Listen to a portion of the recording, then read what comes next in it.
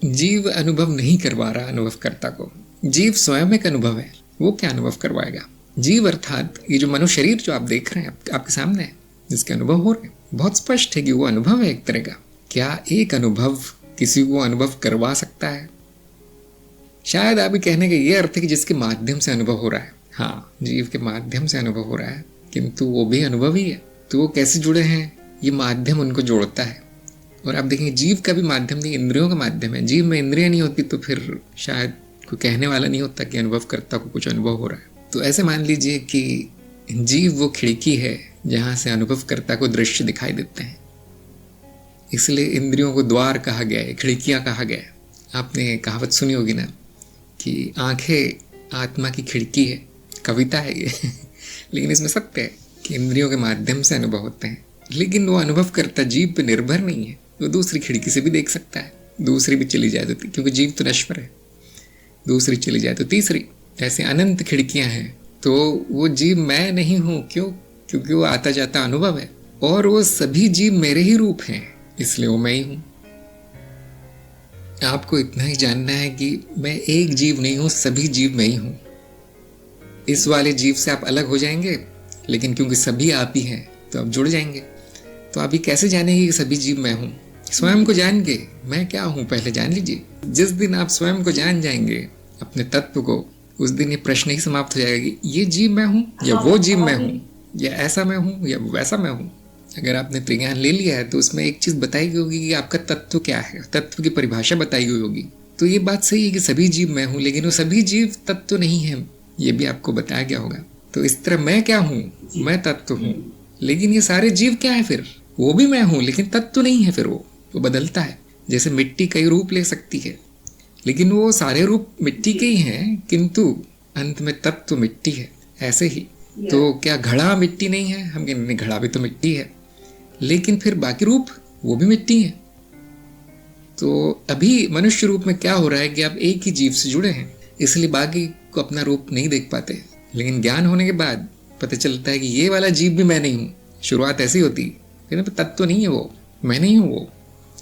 ऐसे छोड़ने से शुरुआत होती है। फिर ब्रह्म ज्ञान में क्या बताया जाता है? सारे जीव तो आप ही हैं, न केवल जीव, सारी वस्तुएं, सारी माया आप ही हैं। तो यहाँ पे योग हो जाता है। पहले वियोग होता है, फिर योग होता है। ऐसे 2 चरणों में ज्ञान होता है।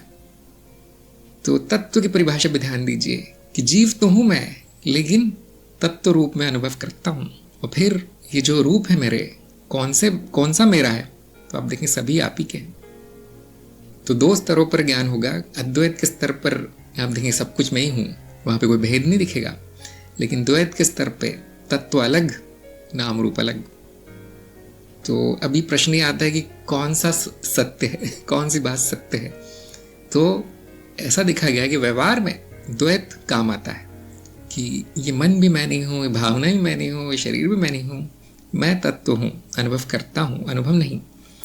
ये याद रखना व्यवहार में बहुत काम आता है, जिसको हम कहते हैं साक्षी भाव। मैं ब्रह्म हूं, मैं सब कुछ हूं, मैं पत्थर भी हूं, ईंट भी हूं, घास भी हूं। ये व्यवहार में काम नहीं आता, जबकि ये परम सत्य है, किंतु इतना व्यवहारिक नहीं है। मनुष्य के लिए इतना काम का नहीं है ब्रह्म होना, जितना कि दृष्टा होना। उससे उसकी समस्याएं हल हो जाती मनुष्य की।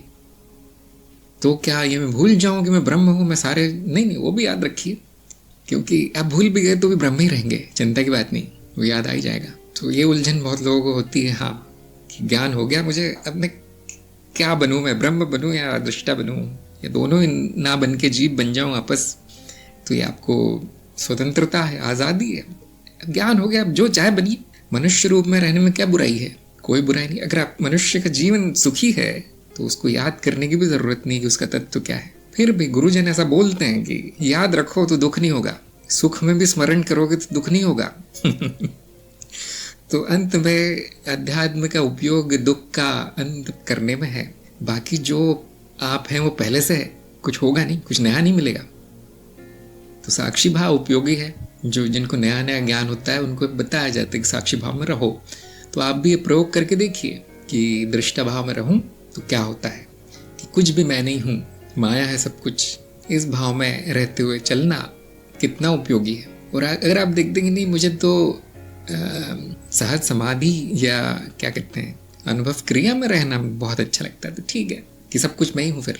लेकिन फिर आप देखेंगे वो मनुष्य के कर्म थोड़े से अजीब हो जाते हैं, वो थोड़ी सी एक उन्नत साधना है, तो कभी जाती नहीं है। अगर आप कहेंगे कि मैं दृष्टा हूँ बाकी कुछ नहीं हूँ, तो भी वो ब्रह्म होना चला नहीं गया है। ये सब एकता में हो रहा है। अब ये विचार भी एकता में ही आ रहा है। जो दिखता है वो तत्व नहीं है मेरा, इतना ध्यान रखिए।